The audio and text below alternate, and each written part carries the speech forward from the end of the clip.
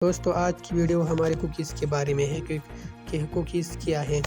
जैसा कि हम कभी किसी वेबसाइट पर विज़िट करते हैं तो इस वेबसाइट में हम अपनी मर्ज़ी के मुताबिक वो बहुत किस्म के सेटिंग करते हैं। जैसा कि हम डार्क थीम, जैसा कि मैंने कर दिया है। जैसे मैं यूट्यूब पर विज़िट करता हूँ तो मैंने इसका जो थीम है उसको डार्क कर दिया है। और ये कहाँ से कर दिया है कि यहाँ से मैंने जब ये सेटिंग को आप करता हूँ तो ये वाइट में तब्दील हो जाएगा, और जब ये डार्क थीम में एक्टिव करता हूँ तो ये वापस डार्क में तब्दील हो जाता है।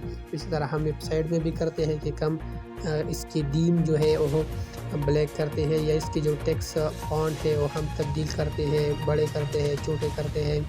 और इसके अलावा हम जो लॉगिन स्टेटस है, हम किसी वेबसाइट पर लॉगिन हो जाते हैं तो ये कुकीज़ जो होते हैं ये स्मॉल पीस इंफॉर्मेशन होते हैं। इसी इंफॉर्मेशन होती है जो हम इसमें अपनी सेटिंग करते हैं।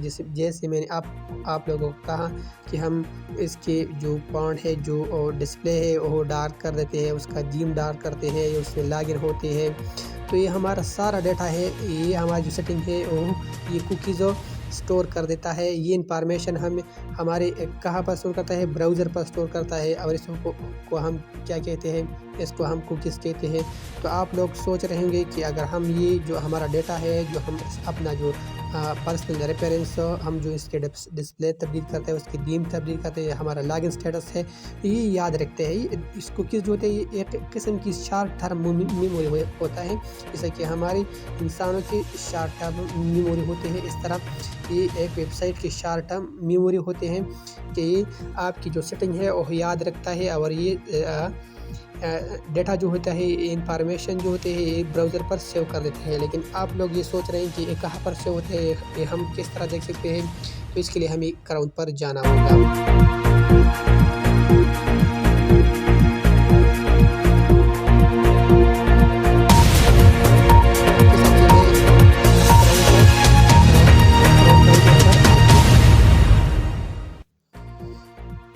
तो मैं क्या करूँगा कि मैं ये क्रोम पर क्लिक करूँगा, और फिर ये जो आई है, ये आइकन है, इस पर मैं क्लिक कर देता हूँ।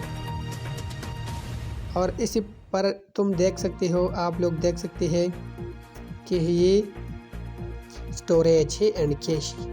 स्टोरेज एंड कैशी आप देख सकते हैं कि यूज़र डाटा ऐप साइज कैशी। मेरा मेमोरी आप देख सकते हैं, कैशी मेमोरी CACHE कैशी में 453 मेमोरी 453 MB है। ठीक है, तो ये हम क्लियर भी कर सकते हैं, यहाँ से हम क्लियर कर सकते हैं, डिलीट कर सकते हैं। ठीक है, कभी हम डिलीट कर देते हैं तो आपको याद रहना चाहिए कि फिर जब हम अपनी मर्ज़ी के मुताबिक किसी वेबसाइट में सेटिंग कर देते हैं, अपनी जो लॉगिन स्टेटस है आप उसमें लॉगिन होते हैं, अपने जीमेल अकाउंट डालते हैं, तो फिर वो डिलीट हो जाएगा। आपका जो सारा डाटा हो वो ज़ाया हो जाएगा, क्योंकि वो इस कैश मेमोरी में ही स्टोर होते हैं। लेकिन फिर क्या होते हैं, जब आप उसे डिलीट कर देते हैं तो आपका डाटा भी डिलीट हो जाएगा, और लॉगिन स्टेटस जो है वो ऑटोमेटिकली एक वेबसाइट वो भूल देगा, क्योंकि वो डाटा यहाँ स्टोर करते हैं। जो कुकीज़ होते हैं, जो स्मॉल इंफॉर्मेशन होते हैं, वो यहाँ स्टोर कर देते हैं। और इसने आपने यहाँ से डिलीट कर दिया, क्लियर कर दिया, तो आप क्या करते हैं, फिर यहाँ से आपको दोबारा लॉगिन होना है, फिर वहीं पर अपना सेटिंग करना है।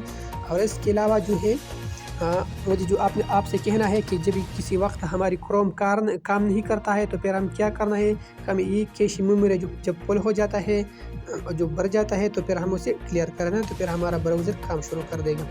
तो इसके अलावा कुकीज़ की बहुत सी अक़साम है, बहुत सी टाइप्स है, लेकिन मैं इसके आपको 2 टाइप्स ही बताऊँगा, क्योंकि कुकीज़ की बहुत सारे अक़साम है, लेकिन मैं आपको कुछ अक़साम बताऊँगा। हमारे पास 2 किस्म की कुकीज़ है, session cookies and persistent cookies. Session cookies क्या है और परसिस्टेंट कुकीज़ क्या है? Session cookies temporary cookies that are stored only during a user's browsing session and are deleted when the browser is closed. ये session cookies जो होते हैं, ये जब हम सेटिंग कर देते हैं, जैसा कि मैं आपको आसान मिसाल दूंगा कि मैं आप किसी वेबसाइट पर विज़िट कर देता हूँ, और वहाँ पर मैं क्या कर देता हूँ, किसी भी वेबसाइट का अपना जो थीम होता है वो मैं ब्लैक में कन्वर्ट कर देता हूँ, मैं उसे ब्लैक में देखना चाहता हूँ या उसका साइज़ बड़ा कर देना चाहता हूँ, तो उससे क्या कर देता है, तो ये इंफॉर्मेशन उसे याद रखता है। लेकिन किस वक्त ये याद रखेगा, जब मैं ब्राउज़र क्लोज़ कर देता हूँ और ब्राउज़र से हट जाता हूँ तो ये डिलीट हो जाएगा, ये कैश मेमोरी में स्टोर नहीं होगा।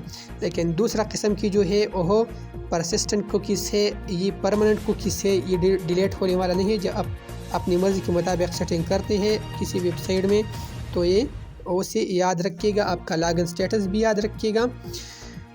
और ये भी कुछ वक्त के लिए होते हैं। ये कितने वक्त के लिए होते हैं, ये जो वेबसाइट का ओनर होता है उस पर डिपेंड करता है कि उसने अपना कुकीज़ और इंफॉर्मेशन कितनी वक्त के लिए अलाउड कर दिया है, कि कितने वक्त पर ये स्टोर रहेगा।